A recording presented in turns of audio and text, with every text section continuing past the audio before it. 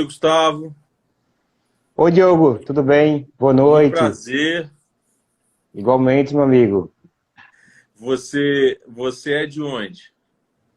Eu sou paraibano, mas hoje eu Aham, vivo em Recife, na zona entendi. metropolitana do Recife, em Jaboatão, uma cidade pertinho.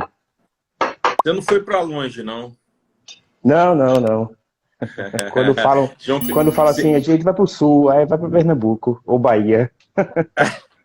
Bahia já fica um pouquinho mais, né? Mas você é de João Pessoa ou não?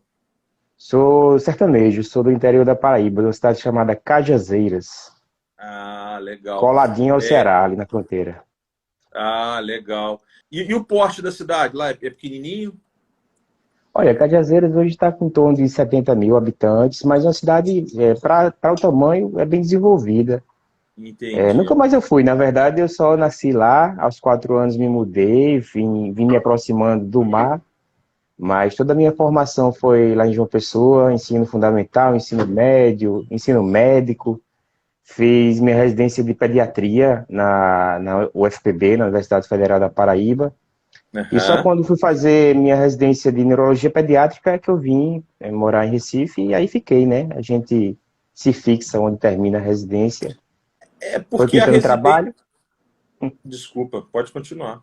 foi pintando trabalho, né? Muito trabalho. Nem imaginava que ia trabalhar tanto com crianças com autismo, já que na minha residência de pediatria nem sequer eu via, né? Eu vi uma criança com autismo e todos os residentes cercavam como se fosse algo muito curioso.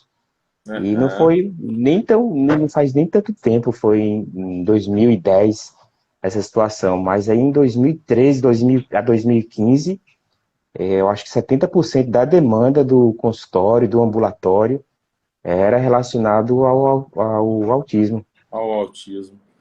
Isso. E é engraçado, né? Porque na residência, que é uma espécie de especialização prática, né? Meio com a pegada profissional, os médicos fazem muito relacionamentos e acabam ficando no lugar, né? Onde eles fazem. Isso. É muito comum isso, né? É, Eu é. tenho, eu tenho primas médicas lá no Rio, eu tenho amigos médicos no interior do estado do Rio, aonde eles foram fazendo residência, uma grande parte deles foi ficando. Foi ficando. É engraçado isso, porque a residência tem essa pegada profissional, porque o cara já é médico, né? Às vezes está fazendo até uma segunda residência, etc. Uhum. É engraçado isso. Isso. E Recife é uma referência muito bacana para o autismo, né? Tem muitos profissionais, tanto na área de terapia, quanto na área de medicina, quanto na área do magistério. Recife é uma referência, né? Isso aqui é o segundo polo médico do Brasil, perde para São Paulo, então tem Aham. muito, muito, muito médico, né?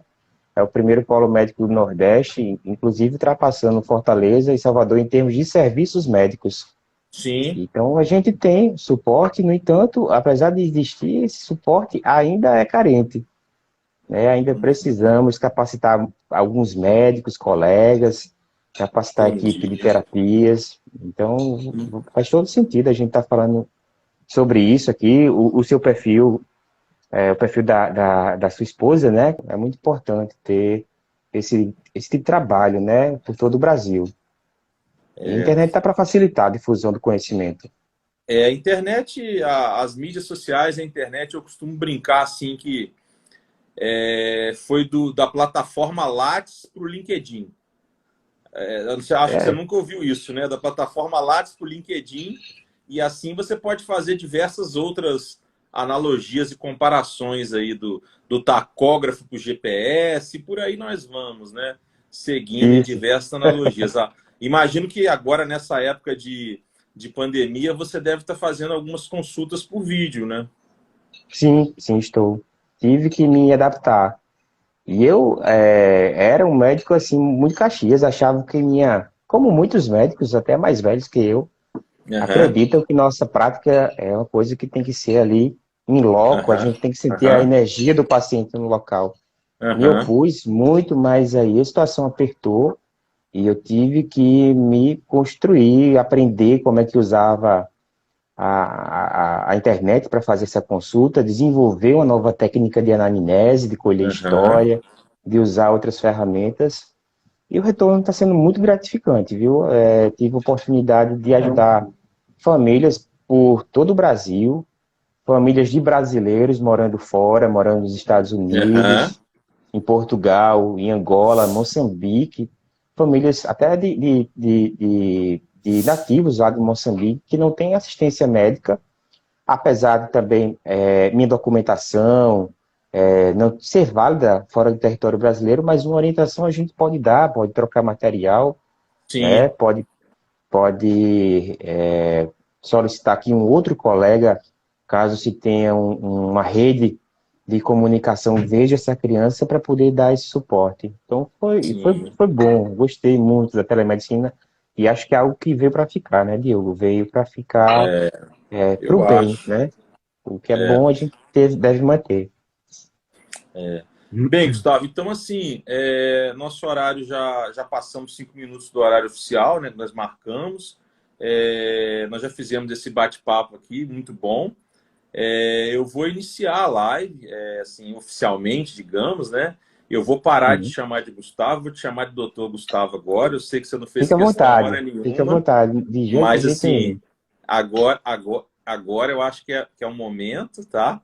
E assim, antes de nós começarmos, eu quero agradecer, eu e a Michelle agradecemos muito a sua virtual presença. Estamos muito honrados de você ter aceito o meu convite, tá? Nós estamos aqui de coração e portas abertas para o que você precisar de trocar experiências, indicar os nossos alunos que se formam no IAC, enfim, qualquer coisa que você precisar. Se tiver alguma encomenda de pequi também, daqui do Goiás para aí, eu não gosto de pequi não, então eu te mando com o maior prazer, né? É bom, eu Brincadeira. gosto. Minha esposa não gostou muito porque mordeu. Resolveu de morder o piqui, aí realmente se machucou. Eu acho que tem o cajá. Se tem o cajá, para que eu vou comer o piqui, né? É Se tem o verdade. cajá, eu não vou comer o piqui. Eu costumo dizer que o pequi é o primo pobre do cajá. É só brincadeira, tá, pessoal? E eu quero também agradecer demais o Juliano Gonçalves, que foi quem intermediou, quem indicou o Gustavo, que o Juliano tem um evento online que ano passado eu e Michele participamos, muito legal, que se chama Conabis, e o perfil do Juliano é juliano.gonçalves. Se eu não estou falhando aqui em alguma coisa, mas eu acho que é isso.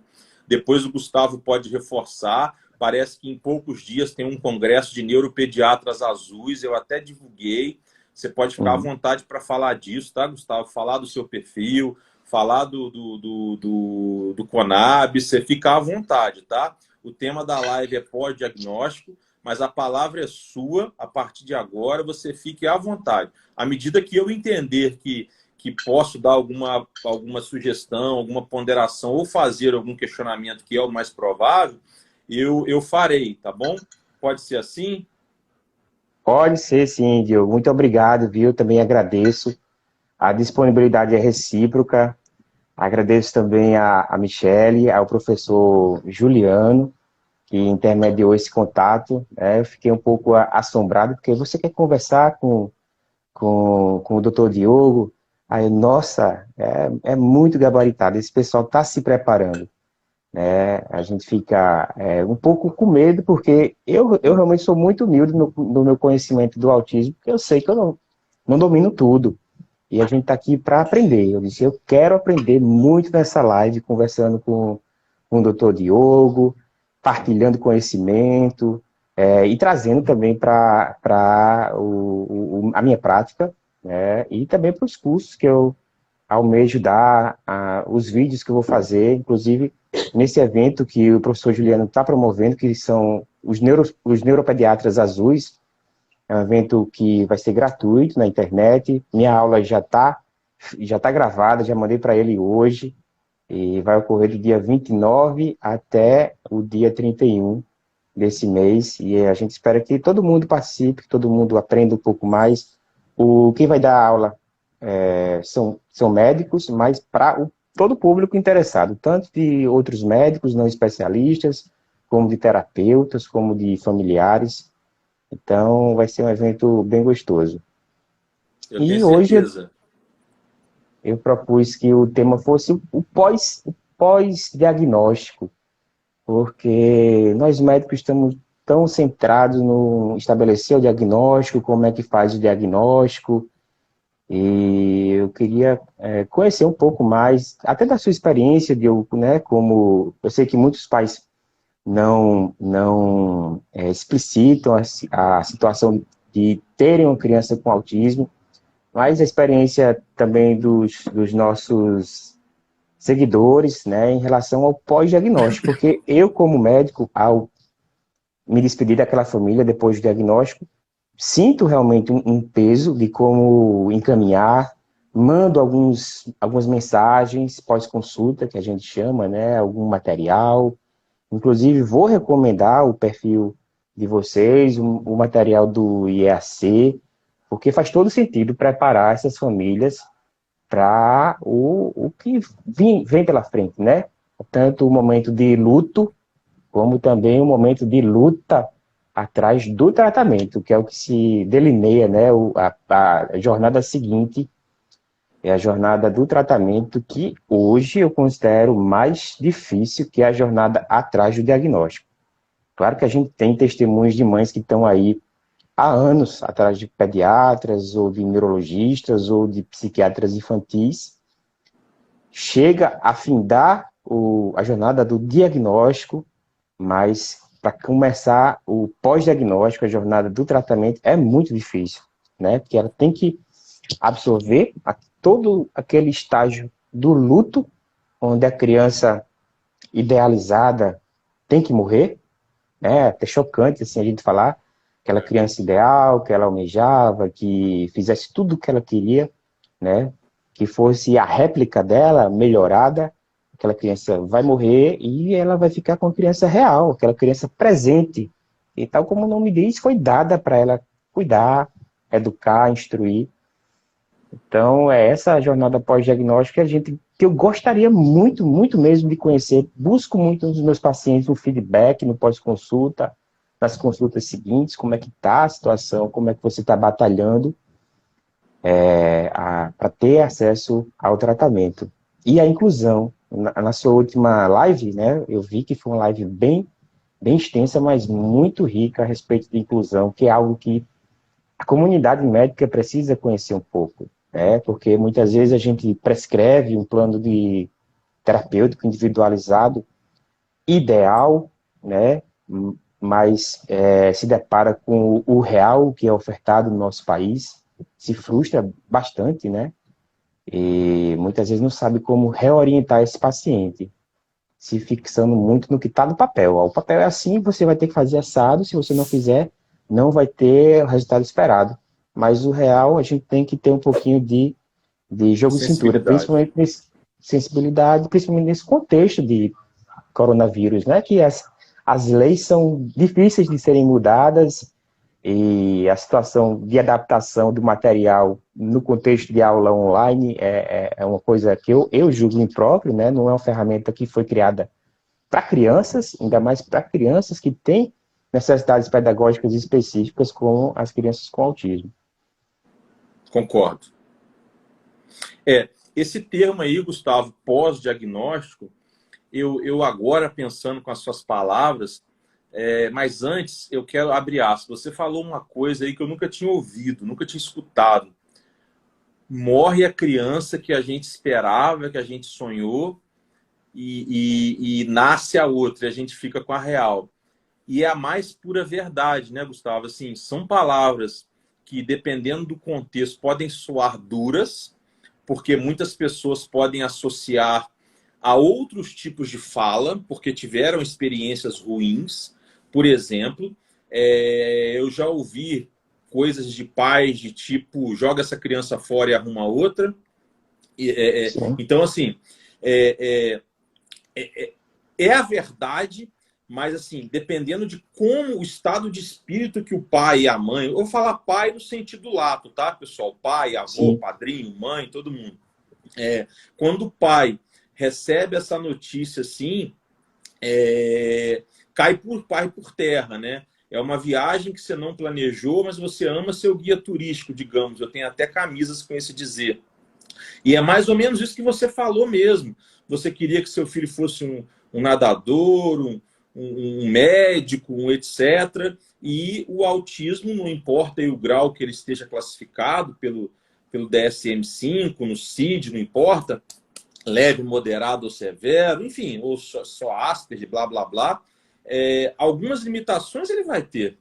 Né? Algumas limitações ele vai ter. E esse termo pós-diagnóstico eu acho muito importante, mas é importante também a gente dizer, que você disse com outras palavras, é que mais importante do que um diagnóstico é correr atrás do prejuízo dos atrasos que você identificou. Identificou os atrasos, corre atrás. Né?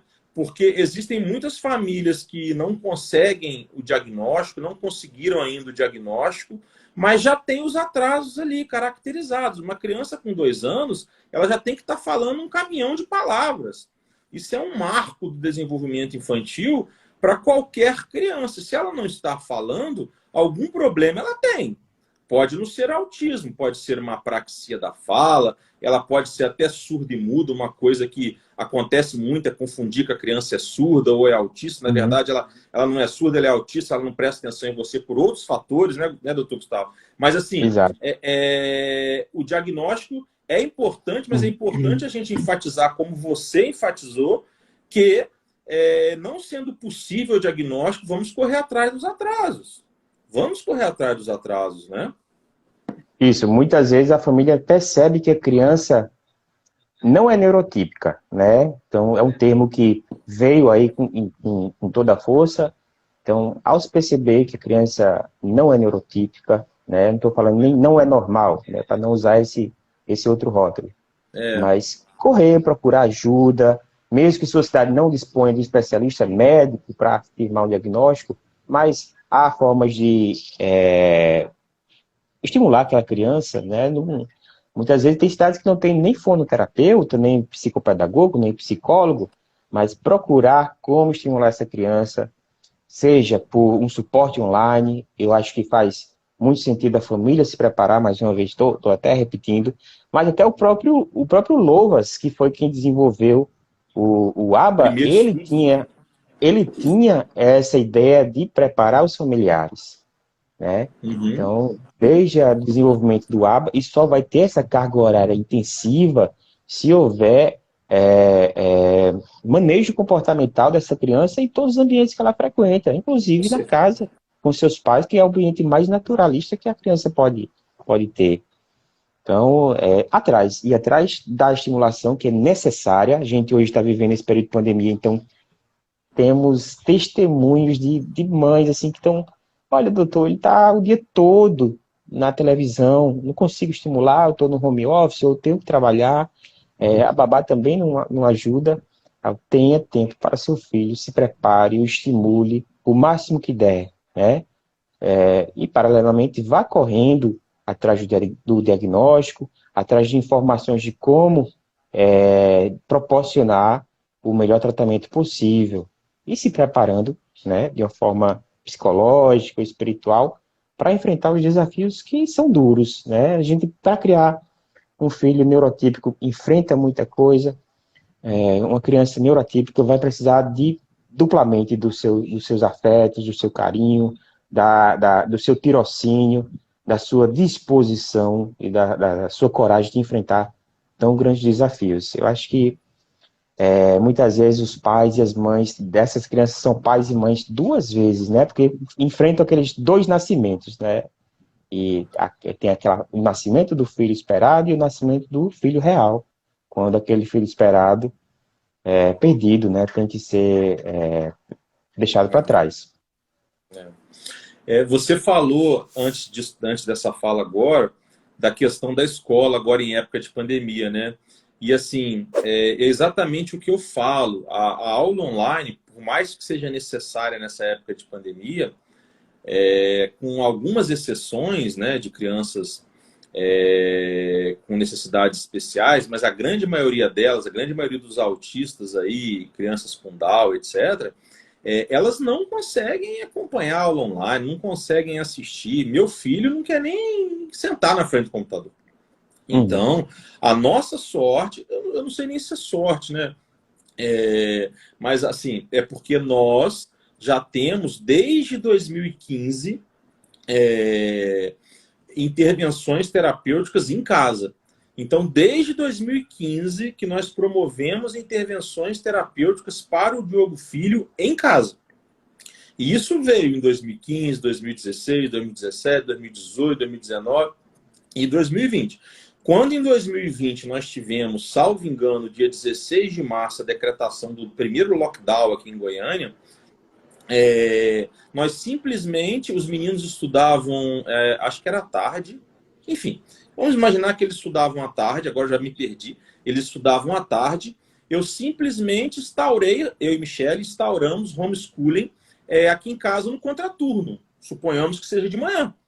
Então, assim, ele continuou fazendo as intervenções terapêuticas à tarde, de 14 às 17, e homeschooling de 9 às 12, e aí nós inserimos o Benício, que é o nosso filho neurotípico, que vai fazer 7 anos agora em julho, nas atividades de homeschooling de manhã, fazendo as adaptações dos jogos de cintura ali necessários. Tivemos muitos problemas, claro, crianças, né? O Diogo Filho tem um cognitivo muito preservado, então ele tem todos os seus comportamentos de criança normal, e o Benício também. Ou seja, eles brigam muito, querem muito chamar atenção, etc. Normal. A minha sorte é que o Diogo Filho é muito de boa, muito tranquilo, porque ele é bem grande, né? Por mais que o Benício seja fortinho também, o Diogo Filho está com 1,62, vai fazer 10 anos em dezembro. Então, assim, ele é muito grande. Se ele resolvesse bater no Benício, eu acho que ele jogava o Benício longe.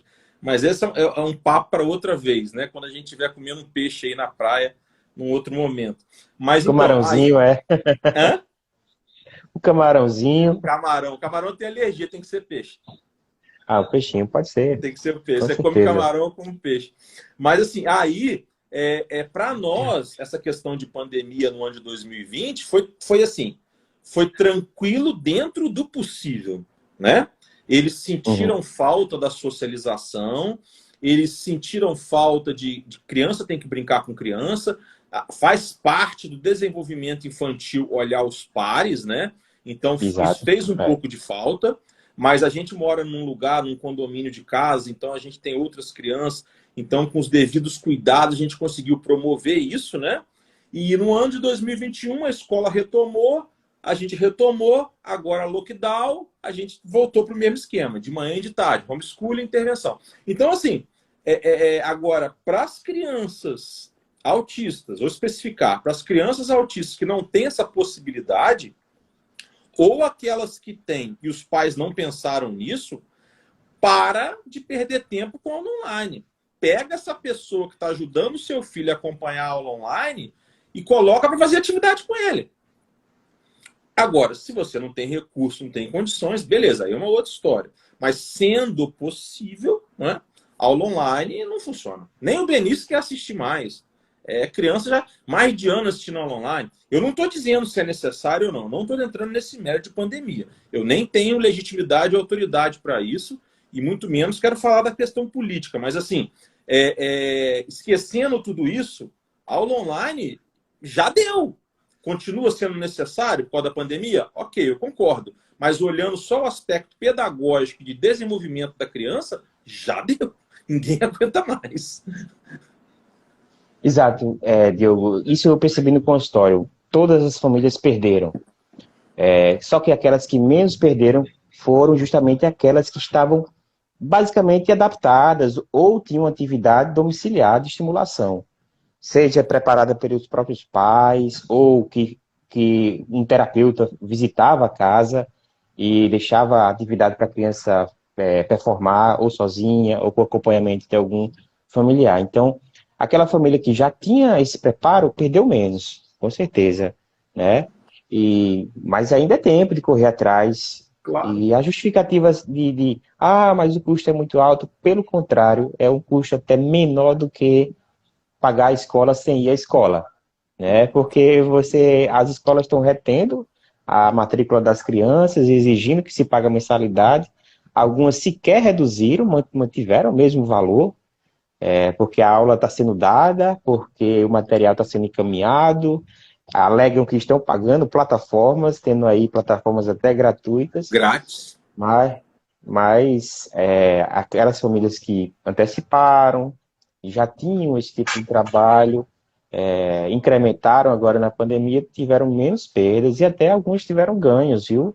Percebendo que a escola também não ajudava muita coisa, não tinha material adaptado, realmente não tinha inclusão, ou seja, se limitavam a dizer que inclusão era a criança estar na sala ou acompanhar a garotada na excursão, mas não tinha inclusão pedagógica, não tinha Não. o preparo do material, a criança não crescia naquela série. Passava de ano, porque afinal tem que ser passado, né, para a criança não Passar. ficar restrita, mas não tinha a inclusão pedagógica, a criança estava já na quarta série, quinta série, sem nem estar alfabetizada, né, estudando a vida toda numa única escola, para você ver o quanto é frustrante. Porque, Isso, assim, uma isso coisa é faz o... parte. Desculpa. Pois não, pode falar, pode falar. Pode continuar, pode continuar. Isso faz parte, né, vai estar totalmente dentro do nosso tema aqui do pós-diagnóstico. Assim, uma coisa é acolhimento, outra coisa é inclusão, de fato, né, pedagógica. Gustavo, eu vou, dentro desse assunto que a gente está debatendo, eu estou olhando aqui os comentários, imagino que você esteja também. Tem uma pessoa que está participando. Boa noite a todos que foram chegando aí, agradeço a presença a todos. Tem Boa uma noite, pessoa que pessoal. falou como que a escola vai pagar os professores. Veja bem, então assim, o que acontece, pessoal? A gente não está, nem eu, nem o Gustavo, nós não estamos dizendo que a gente quer que as escolas fechem, desejando mal para as escolas, para os professores. A gente não está falando nada disso. Só que a gente está focando no aprendizado dos alunos, especialmente os alunos com necessidades especiais e mais especialmente ainda os autistas. Então, falando dos autistas na sua grande maioria, é muito melhor para os pais e para o desenvolvimento infantil dos autistas que pare de pagar as escolas e pague alguém para ir em casa. Agora, se a família entender que deve pagar os dois, beleza. Agora, essa questão de como vai pagar os professores ou não, aí, pessoal, é risco do negócio da escola. É como você virar para mim, que sou dono do IAC, e falar assim, como que você vai pagar os seus professores americanos com dólar nessas alturas? O problema é meu, não é? Não sou eu que assumi, não sou eu que quis botar professor americano lá. Nós temos 4, na verdade 5. E agora eu fiz contato com mais 2, quer dizer, então assim, é risco do negócio. Agora, não tem ninguém me desejando isso ou aquilo, a gente entende a questão das escolas, eu participo de muitas reuniões com gestões escolares, mas focado no aprendizado da criança autista com necessidade especial, pessoal, não importa. Eu lá em abril eu cancelei a matrícula da escola. Eu cancelei, exatamente porque não era proveitoso para o Diogo e também pelo que o doutor Gustavo falou. As escolas não foram 100% transparentes, reduzindo despesas. Elas tiveram benefícios fiscais, benefícios sociais para pagar seus professores e funcionários. Elas não tiveram tanto gastos em investimentos em plataformas e recursos online. E elas não foram transparentes como determinou, pelo menos aqui em Goiás, o Ministério Público. Olha, apresenta para os pais como que está sendo essa entrada, essa saída. Poderia ser em números fictícios, poderia ser em percentuais. Né? Para vocês jogarem limpo e proporem aos pais uma redução justa. Não é, Gustavo? Não é isso que você está falando? Isso. A gente conhecemos diversos cenários em diversos estados. As famílias vêm do teu consultório e falam assim, a despesa está grande. A criança não está na escola, a mãe está ficando em casa, está tendo que assumir o papel de professor, mas mantendo ainda a matrícula da criança, né? Aí não estou dizendo que se tire, se tem uma debandada dos alunos da escola, mas tenha o raciocínio, pondere se isso é realmente vantajoso para o seu filho, e tem outras alternativas. Converse aí com o doutor Diogo, converse comigo, que a gente pode ter um caminho mais seguro, né? Para que nem a escola tenha que fechar as portas, nem os professores tenham que ser demitidos, mas aquela criança que especificamente precisa de um auxílio específico, que ela seja contemplada na medida das posses das famílias, né? Porque as demandas são imensas e os recursos são finitos, né? Então, aquela criança, aquela família tem que direcionar melhor os seus recursos para a estimulação do filho, tá? Porque Tem se não uma for primeira. família, ninguém vai fazer por ela, não. Não, esquece. Tem uma parte na sua primeira fala que eu quero voltar, que eu achei muito interessante, que você falou que dá um suporte aí para as famílias pós o diagnóstico, você manda zap, etc. Bem, no primeiro ponto que eu quero abordar disso aí é a questão jurídica. Existe um instituto no direito, eu vi que tem alguns advogados aqui presentes, se quiserem contribuir aí com os comentários, tem algumas pessoas pedindo para serem adicionadas, pessoal, eu não posso adicionar, primeiro porque essa live eu preciso prestigiar um convidado com tanto potencial intelectual, não posso desperdiçar esse momento. E segundo, que eu não sou um cara muito tecnológico, é capaz de eu apertar um botão aqui e desligar essa live. E aí, Tem que salvar imagina lá. isso, né? Ninguém quer isso, tá? Mas eu agradeço o interesse. Agora, quanto aos advogados que estão aí, podem até me ajudar comentando se quiserem aí. Existe um instituto do direito chamado responsabilidade civil, Gustavo. Eu sempre falei isso. O médico, ele não pode simplesmente te atender e não procurar saber o que está acontecendo depois. Recentemente, eu tive que fazer um procedimento estético de emergência, tá? Não é botox, não é nada. Não vem com esse negocinho, essa frescurite pra cima de mim, não, pessoal. De emergência aqui nas costas. Pela primeira vez em 45 anos, eu pisei no dermatologista na clínica. E aí, o médico fez um procedimentozinho cirúrgico nas minhas costas, tirou ali um cisto, blá, blá, blá. E ele mandou e-mail, mandou zap, a secretária, como que tá? Tá tudo bem, tá tomando a medicação. Tudo bem. Zeloso, pensando no negócio, empreendedor, bom gestor, mas também tem a questão jurídica. Se eu tenho uma infecçãozinha, isso dá responsabilidade para o médico. E independente de ser infecção, no próprio atendimento do Gustavo, um próprio dentista. Esses dias eu participei de uma reunião onde vários advogados e vários médicos me disseram: mas nós estamos com muitas ações por erro médico, blá, blá, blá, etc. Aí eu peguei e falei assim: vocês já procuraram saber a causa? Pararam de olhar só a petição inicial, aquele ponto que você tem que defender, juntar documento? Já fizeram uma pesquisa da causa? Da causa? Meu pai sempre diz o que eu vou dizer agora: quem não se comunica se trumbica. É relacionamento. Mau relacionamento, a causa é essa.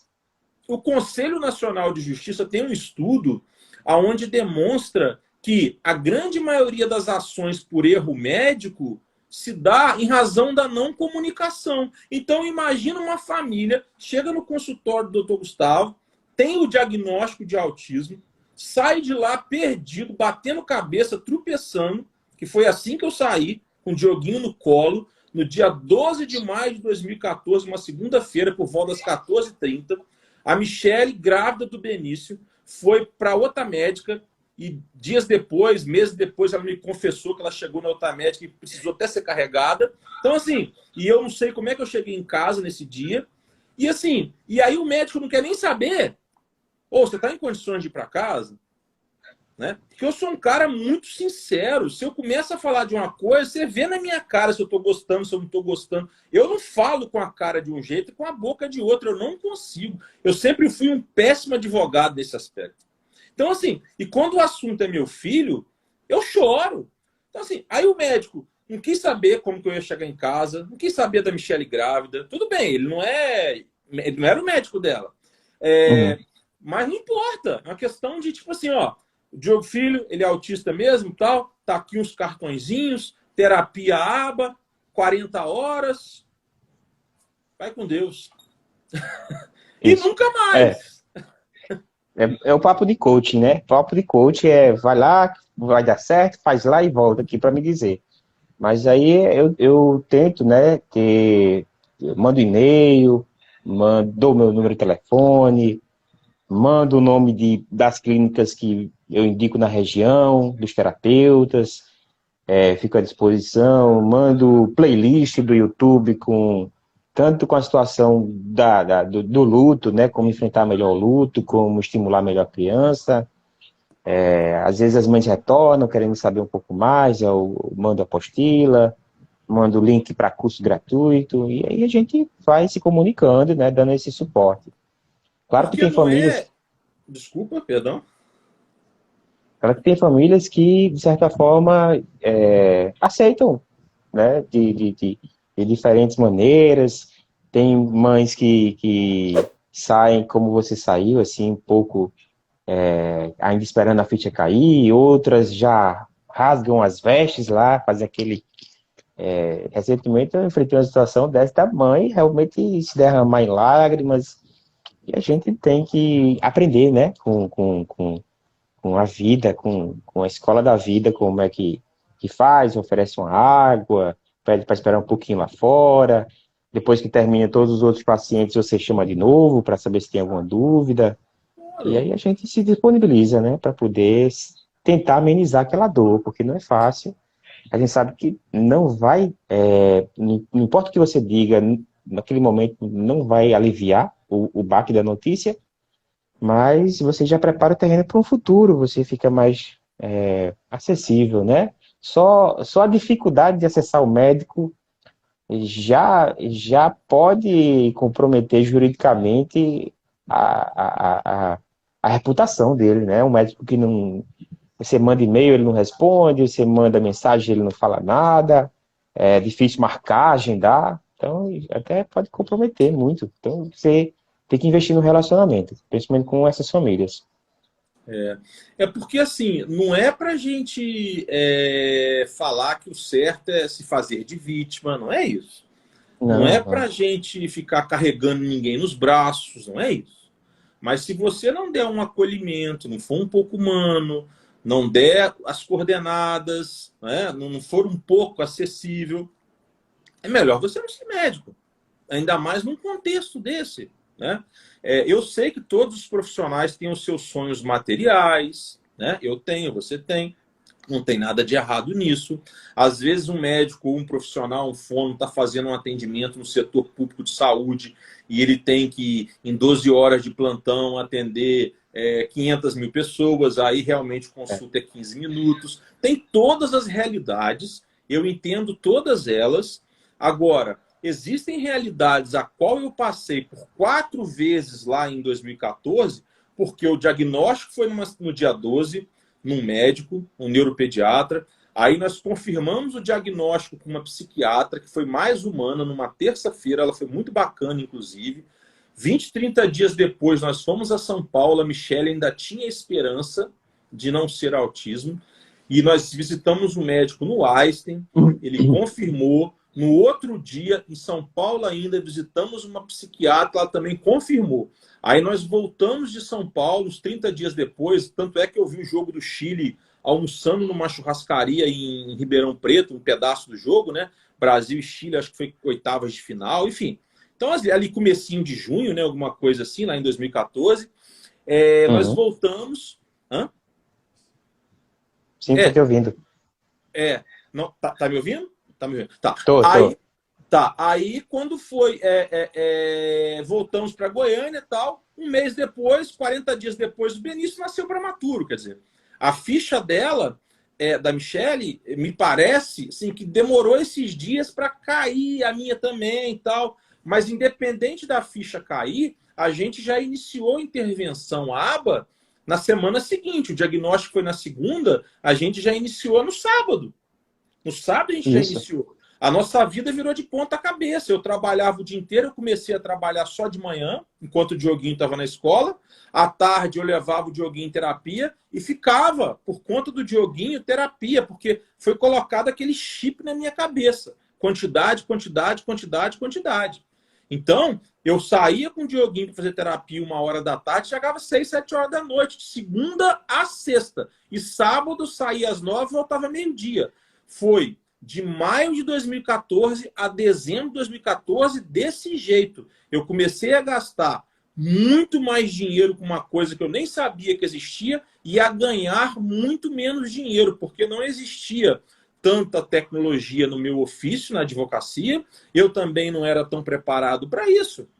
E a Michelle cuidando de si, Benício nasceu, depois cuidando do Benício, eu também, blá, blá, blá, etc. Até que quando foi janeiro de 2015, a gente sentou e falou, ó, assim, até o Dioguinho crescer e começar a falar, porque ele não falava ainda, sabe lá que dia que ele vai falar, a gente não vai aguentar. Eu não estou falando só do aspecto financeiro, não.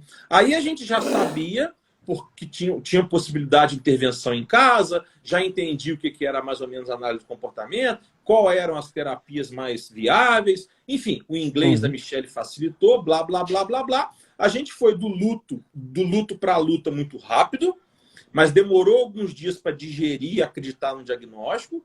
E aí, quando foi em 2015, a gente deu uma guinada. Não, vamos manter profissional, mas vamos trabalhar em casa. O tempo que a gente perde no trânsito, e o Dioguinho vendo tablet, ele vai estar em casa descansando, sendo estimulado de outras maneiras. Aí a Michelle começou a se qualificar, eu comecei bem menos do que ela, a estudar e tal. Então, assim, o empoderamento dos pais faz toda a diferença. Porque, como você disse, o primeiro estudo cruzando a análise do comportamento com autismo de Lowas, ele fez com a participação dos pais, mais de 40 famílias. Ele não fez sozinho no consultório. Ele já pensava na participação dos pais. Exato. Não tem como terceirizar, gente. Eu falo isso para os pacientes. Eu não estou dizendo que você cole e perca todas as suas... a sua carreira. Não. Tem gente que até faz isso, é louvável, não estou aqui para julgar, e até faz muito sentido, porque às vezes uma mãe está batalhando na justiça para que se tenha uma terapia que custa 6, 8 mil reais por mês, e ela sequer ganha um quarto disso. Então, deixa o seu emprego e vai também ajudar e estimular a criança. Esses 8 mil que você está atrás de um possível processo que às vezes nem ganha, que está cada dia mais duro de ganhar, pelo menos aqui no estado, ela está investindo nela mesma, investindo na criança, para um dia, quem sabe, retomar a carreira dela, ou até dar uma guinada e ser uma divulgadora, uma multiplicadora de conhecimento para outros pais, né? Daí a gente tem aqui a massa cinzenta para usar isso. Nossa, aqui tem um conhecimento preciosíssimo, que é o conhecimento da análise comportamental, que precisa ser divulgado para todos, para as famílias que têm crianças neuroatípicas, a crianças neurotípicas, todos precisam ter noção. E aquela família que detém pode realmente ser uma multiplicadora e fazer disso uma carreira, uma profissão, né? Como a gente vê hoje, graças a Deus, com a experiência que vocês tiveram, louvável, de enfrentar isso e mergulhar de cabeça, e ter uma instituição que divulga, que propaga, isso aí é algo muito bonito, sabe, Diogo? Um testemunho muito bonito o que você deu agora, né? Não está diferente de muitos. Claro que alguns tomam outro destino, ou o pai, infelizmente, como você já deve ter presenciado, abandona, não consegue suportar aquele luto inicial e ser parceiro da esposa, ou seja, afeta todas as áreas da pessoa, né? Profissional, o matrimonial, a relação paternal também, né? Então, o pós é tão difícil quanto o diagnóstico, né? Ou mais difícil que o diagnóstico. E a gente tem que dar suporte, orientar, ter uma rede de pais que recebam essas famílias. E é isso. Eu acho que tem muitos pontos para contemplar, mas tá uma boa experiência aqui. Se tiver alguma pergunta para a gente dinamizar o bate-papo. Esses dias eu estava conversando. Você conhece o Clubhouse, Gustavo? Provavelmente sim, né? Sim, a nova rede social, né? Conheço. Você está lá já, não? Não tenho, não. Eu não consigo nem administrar as que eu já tenho, imagine entrar mais numa. Mas, sabe, né? A gente tem que estar aberto a essas novas redes que vão surgindo. É bacana lá. Você tem que selecionar muita coisa, porque é um grande palanque para muita gente que não sabe o que está dizendo. Mas, você selecionando, você consegue filtrar muita coisa boa. Clubhouse. Casa em inglês, tá? House. É uma nova rede social. Mas, enfim, esses dias eu estava numa sala, exatamente isso, Marta. Esses dias eu estava numa sala em espanhol, da Espanha. E aí, tinham dois profissionais que moram nos Estados Unidos, mas uma é cubana e o outro é espanhol. Então, eles falam espanhol também. E tinham muitos pais de diversos países latinos. República Dominicana, Panamá, enfim, vários, umas 20 pessoas. E uma mãe, ela falou uma coisa que eu acho que eu nunca vou esquecer. Ela falou assim, é claro que ela usou a palavra doença só no contexto. Ela sabe que o autismo não é uma doença, eu também sei, tá? Mas ela usou para ficar fácil a compreensão do que ela queria dizer. Então ela disse mais ou menos assim, o autismo é a única doença que quem dá o diagnóstico não é quem trata. Quem trata. Não é quem trata. Rapaz, e aquilo entrou na minha cabeça. Eu falei, gente, como que eu nunca desenvolvi esse raciocínio de forma explícita dentro de mim? Porque a maioria dos neuropediatras, dos psiquiatras, enfim, dos médicos que dão o diagnóstico, eles não é da competência deles. Quando eu digo competência, não é de sabedoria. Competência de atribuição, né? Eles ficarem fazendo as intervenções. Eles têm que dar o diagnóstico e acompanhar as intervenções, supervisionar intervenções, indicar intervenções, etc, etc, etc. Você concorda, Gustavo? Com certeza. Então, Não tem assim, como faz estar muito sentido. aplicando isso.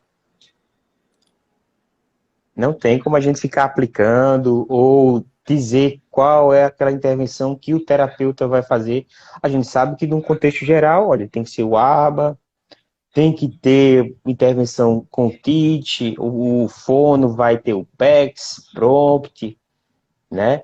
Ou, se tiver acesso, você vai indicar algum método mais naturalista como o Denver, mas tem como sequer, inclusive, aplicar mecanismos de avaliação. Eu me fio muito na avaliação subjetiva dos pais, ou peço que as clínicas apliquem o VMAP, o ABES, o PEP, o PEP-R, para que eu tenha um respaldo. As mães muitas vezes ficam assim, não, eu trouxe ele, uma criancinha de 2 anos com autismo, para o senhor ficar aqui na consulta e avaliar. Aí olha, eu realmente não sei avaliar se ele está melhorando, se ele está regredindo, você que vai ter que me dizer.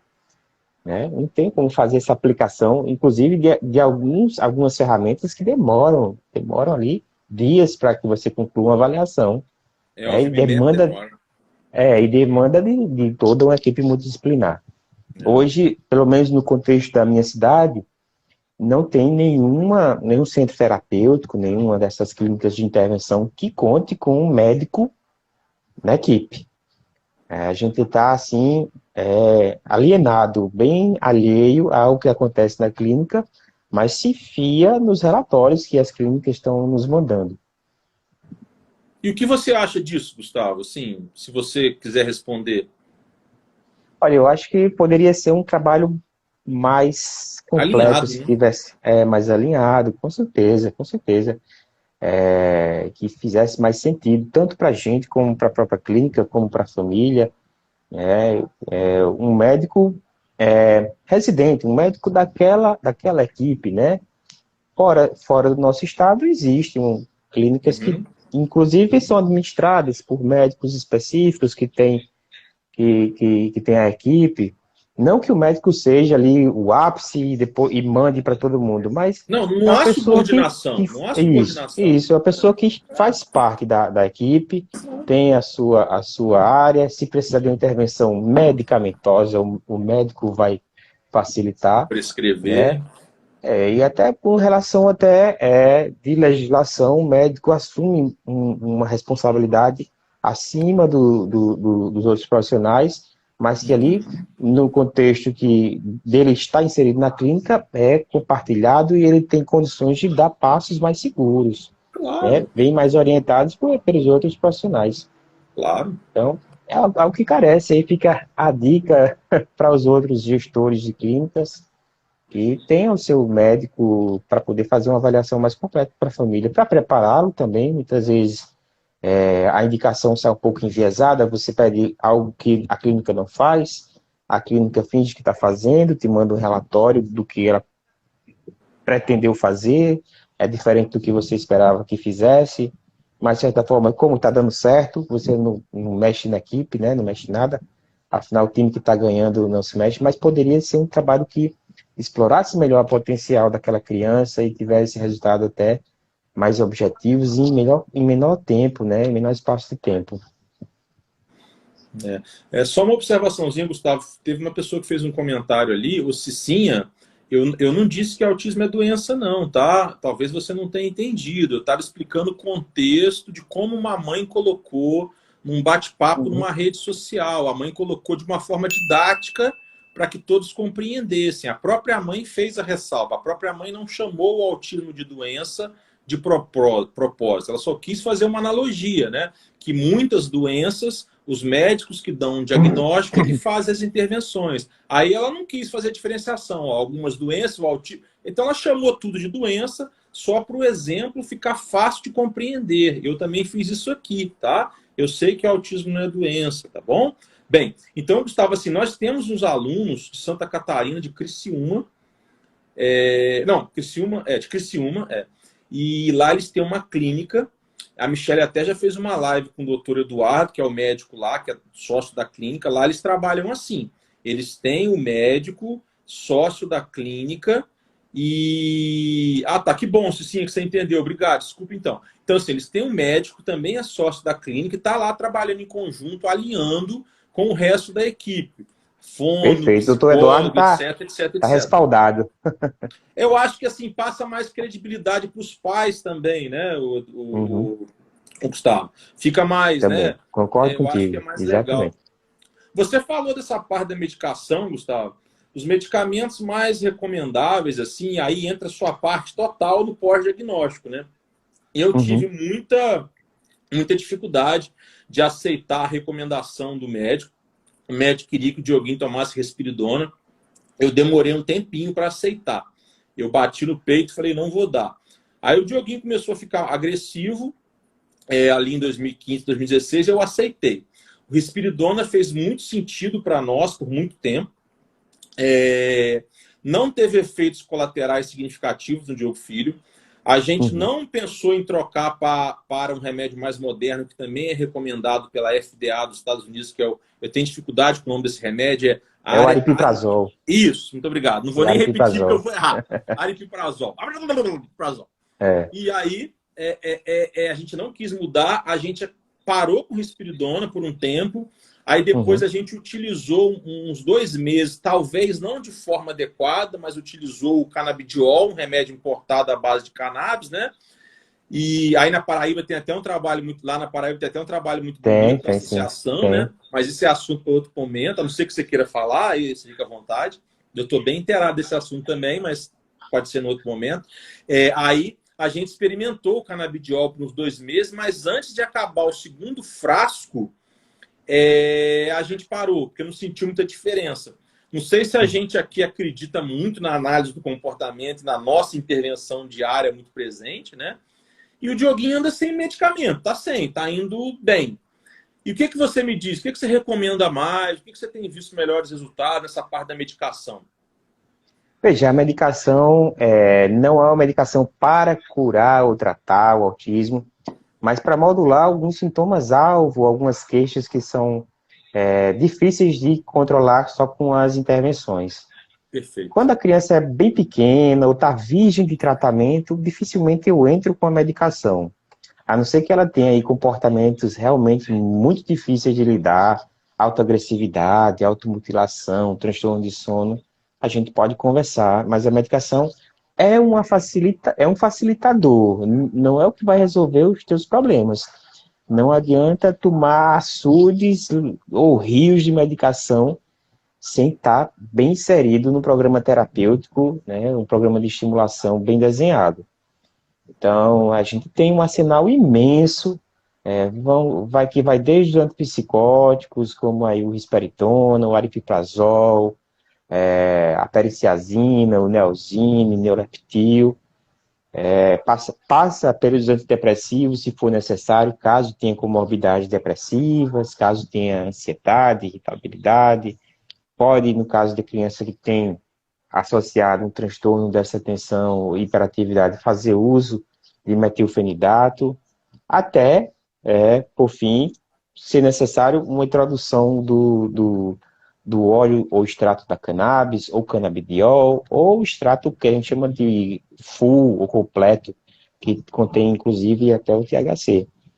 Mas, veja, esses casos que vão necessitar de tudo isso, ou usar esse sinal, ou pelo menos necessitar do primeiro, tem que ser bem pensado, você tem que informar o que se deseja obter com a medicação, informar quais são os efeitos realmente benéficos que a criança pode ter, os efeitos colaterais, se esses efeitos forem intoleráveis, tirar, porque afinal a medicação tem um tempo de meia-vida, ali de 8, 12 horas, você tira, não é para ter mais efeito nenhum, né? Não é como a cirurgia, que você tirou o apêndice e não dá para reintroduzir, né? Tirou a vesícula, já foi. Tirou o dedinho, perdeu. Não, começou, teve bom efeito, persistimos, titulamos a dose, aumentamos, até, né, se sinalizar que está tendo um melhor efeito, você aumenta, se tiver efeito colateral, você reduz. Eu deixo os pais bem livres para até me informarem se querem tirar, se querem tentar outra forma, né? Porque é igual a qualquer outro transtorno de saúde. Se você, por exemplo, tem uma hipertensão ou tem um diabetes, dificilmente o médico vai dizer assim, olha, está aqui a receita, na primeira consulta você já sai com um remédio. Não, ele vai dizer, perca peso, tire aí uns 10 quilos, faça meditação, desestresse, deixe de beber, deixe de fumar, e aí você me volta. Se você fez tudo certinho, pode ser até que o horizonte, né, de necessidade da medicação fique mais distante, aí você não tem que usar. Mesma coisa com o autismo, você oportuniza essa criança começar a fazer as intervenções, orienta a família, né, toda uma reeducação. Se deu certo, ótimo, você não vai precisar imediatamente introduzir aquela medicação, né, mas você vai ficar avaliando, avaliando, avaliando. Se a queixa realmente estiver persistente, inoportuna, você sugere a necessidade de medicação, né? E O Diogo, com um bom relacionamento, você tem esse feedback, se foi bom, se fez sentido, né? Se permanecemos. o Dioguinho tem 9 anos, tá? Me perguntaram aí. E fizeram uma pergunta aí que eu vou responder pelo doutor Gustavo, tenho certeza que ele não vai discordar. Não é todo autista que precisa de medicação, não é isso, Gustavo? Exato, nem todos precisam.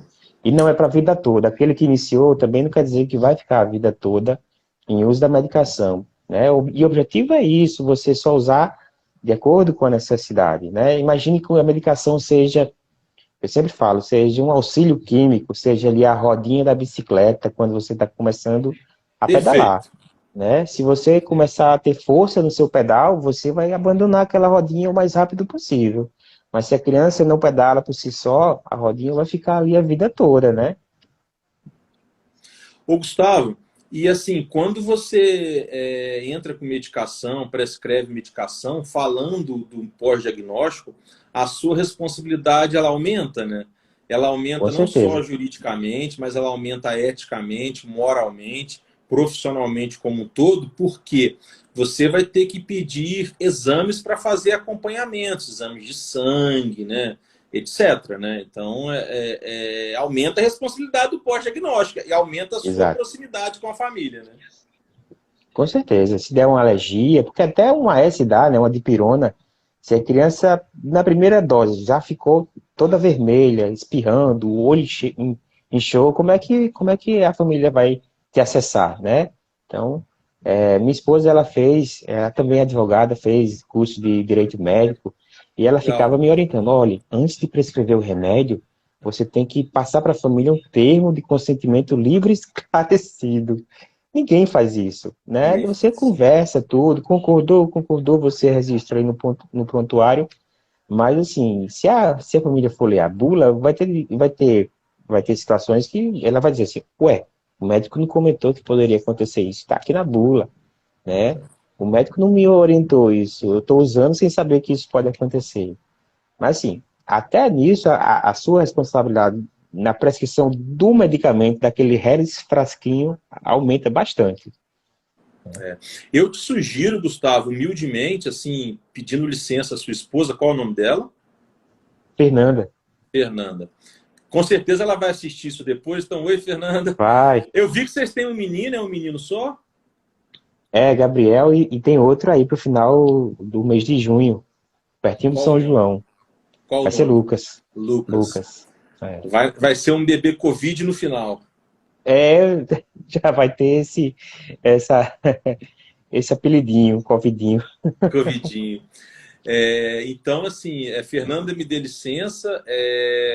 Com todo respeito, um beijinho para o Gabriel, que o Lucas venha com muita saúde. Mas, assim, Amém. eu sugiro, o doutor Gustavo, o seguinte, que você crie um documento e você, para ele ficar didático e simpático, você chama de cartilha. E nessa cartilha, você coloca em linhas gerais informações sim, que serviriam para diversas situações. Aí você pode subdividir da medicação. Caso um dia eu te receite, os medicamentos trazem isso, trazem aquilo, entendeu? E assim, Uhum. e aí você, toda vez que alguém chegar no seu consultório, você entrega essa cartilha. Ela pode ser online, você disponibiliza ela nas redes sociais, entendeu? Você cria esse documento, porque aquela coisa do cara assinar, assim, é muito antipático. Mas quando você cria uma rotina de que todo mundo que chega lá já ganha isso da secretária, aí fica fácil você comprovar que ele foi informado, né? Perfeito, Diogo. Muito obrigado. Hoje a gente tem que usar desses artifícios. Até um vídeo, né? Você bota um vídeo ali Vídeo, não listado, né? Olha, você assiste esse vídeo, bota lá seu isso, comentário, bota seu joinha para eu saber que você assistiu. isso, melhor ainda. Tô ali explicando o que é que pode acontecer, né? Dá uma olhada, recomendo fortemente que você assista, porque às vezes nem isso. Como tem muita gente que assina sem ler, tem pais que também não E assistem, aí né? o Mas ali vídeo, você fez sua parte. e aí, perfeito, o vídeo, a sua ideia foi muito melhor do que a minha. O vídeo, você pode até ser mais específico, você pode ter vários vídeos, né? Até para fugir de uma discussão de que, mas você me deu uma cartilha de 10 páginas, como é que eu ia ler? Exato. Aí o vídeo você Exatamente. é mais específico, você pode, esse vídeo aqui é da medicação, esse é disso, esse é daquilo. No Perfeito. Olha aí direito, como a foi gente tem esse. gostoso. Já um brainstorm aí, vou com certeza implementar isso. É, Vou a te gente mandar, tem no tio. direito as invenções e os modelos de melhoria, né?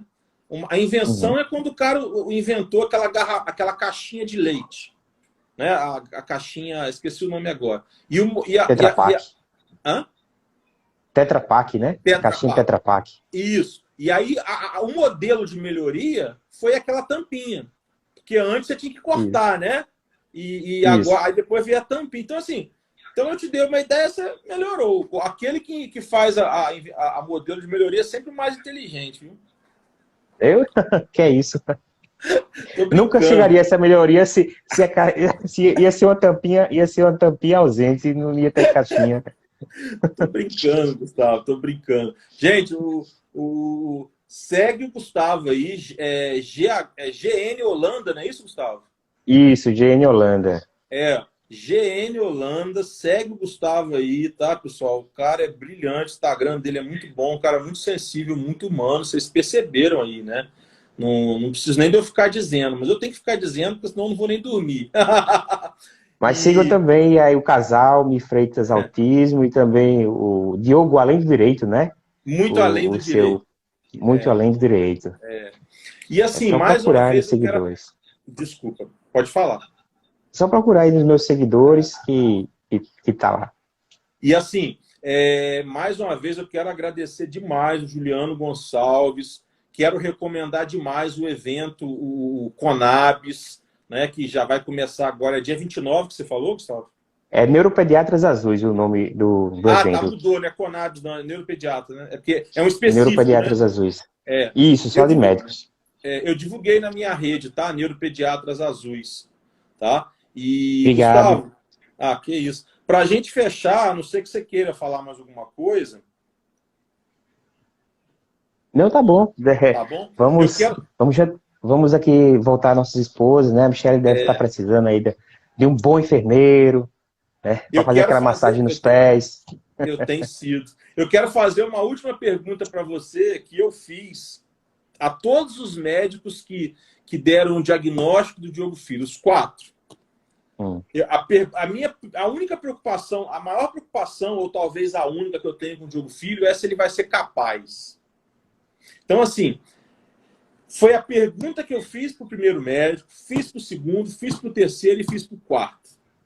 Aí eu quero te fazer a seguinte pergunta, com base nesse que eu estou te falando. Os pais te fazem essa pergunta? Se o filho Fazem, dele vai ser fazem, incapaz?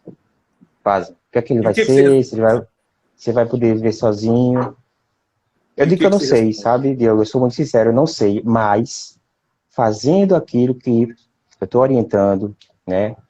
Tendo esperança, porque sem esperança não adianta nem a gente manter o casamento. A gente casa com esperança de proporcionar a felicidade do outro, de ter a família, ter esperança, siga o caminho que está sendo orientado, né? E as chances de tudo isso dar certo são maiores, né? As chances são maiores porque a gente lida com estatística. Podemos nos frustrar? Muito podemos, né? Mas nunca perder a esperança. E ame seu filho, porque o ser humano não foi feito para ser médico, não foi feito para ser soldado, engenheiro, não. Nós somos criaturas feitas para amar e sermos amados. Isso é o mais importante. O mais importante é ter uma criança feliz. A gente vê tanta criança que tem suas limitações, mas são assim genuinamente felizes. Chegam no consultório com aquele deslumbramento, vão pegando tudo, derrubando tudo. Eu nem ligo, sabe? Já estou assim meio abestalhado, já abstraio. E é isso, contar com a esperança e almejar a felicidade. Capaz de ser feliz? Vai ser. Capaz de ser amado? Vai ser. Capaz de amar? Vai ser. Essas são as potencialidades que a gente tem que se desenvolver como ser humano. Não é discurso assim de poliana, tudo azul. Claro que você vai trabalhar muito para que ele tenha o seu ganha-pão, certo?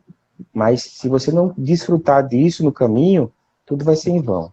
Se você não desfrutar do sorriso, até do choro, da felicidade, do alimento ali que ele está degustando com tanto apetite, tudo isso é em vão, né? Para qualquer pai. Isso aí eu falo como pai também.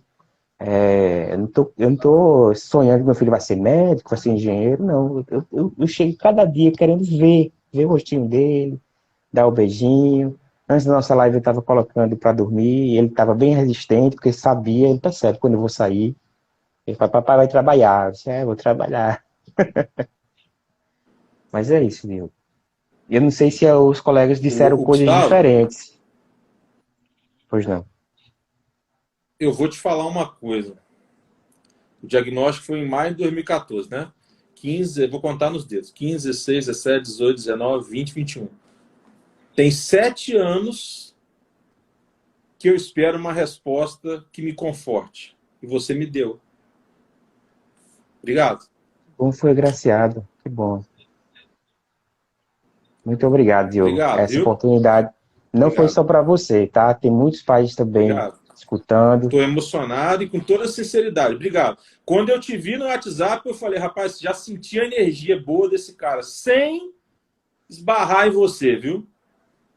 Parabéns. Já ganhei minha noite, ganhei tudo. Foi recíproco, Diogo. Como a gente diz aqui, meu santo Obrigado. Fiquei bateu com o seu. emocionado agora. Obrigado, obrigado.